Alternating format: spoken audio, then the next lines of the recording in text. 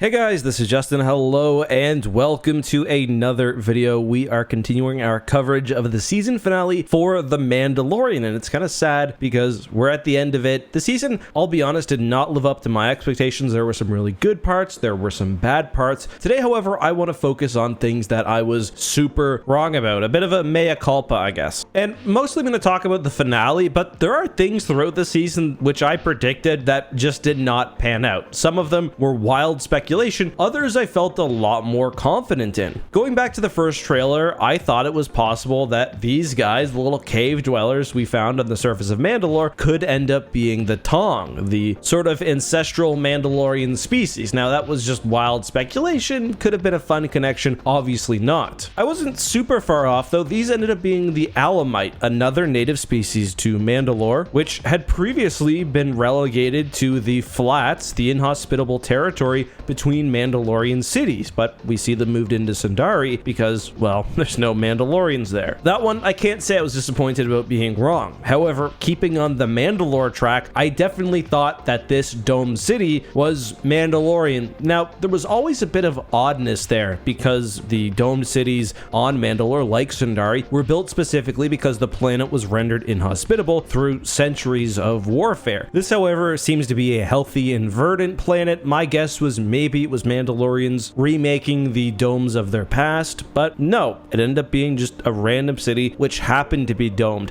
I do wonder whether at some point the plot here was slightly changed and they just used the production and pre-production assets they had, but either way, definitely a bit of a mistake there. Before the season, I also predicted he would get R5 so that he could get assistance navigating through hyperspace. That wasn't quite correct, but it was close enough that I'll give myself a +1 for that. I do want to jump forward to the finale though, because this is the episode that I think invited the most speculation, but didn't really come through. Obviously, there was the issue of the Mythosaur. I thought the Mythosaur would awaken, join battle, help the Mandalorians clear out the Empire from their native world, as I think did most people. Obviously, that didn't happen. I mean, to be honest, I thought it was clear the second they showed the Mythosaur that we'd eventually see it in action, the sort of Chekhov's gun principle, whatever. I like to hint at the connection with Grogu, and I do wonder whether we may see him at some point. One of the big predictions that I got wrong about the finale also could apply to the whole season. I thought we would see Din Djarin come to terms with his differing desires, his want to incorporate his Mandalorian warrior culture with his desire to be close to Grogu and others within his life. I think back to that scene in The Mandalorian Season 2 where he takes off his helmet for no reason other than because Grogu wants to see him, and we didn't get any of that this season. In fact, the whole issue of what it means to be a Mandalorian is sort of pushed to the side because they kind of just hand wave it away. Both the Mandalorian sects just work together. The closest thing we get is that during Ragnar's ceremony at the end, there's nothing about keeping your face covered. I think they really had an out to handle this in a pretty easy and decent way. That last scene where the Mandalorian is sitting with Grogu, he should not have had a helmet on, in my opinion. It would have been a recognition that, again, the warrior culture is important to him, but so is his desire to be close to his family. There were lots of other things I got wrong about the final episode too. One thing that I hammered on this channel and my Clips channel was the fact that the Mandalorian fleet had a significant portion of it detached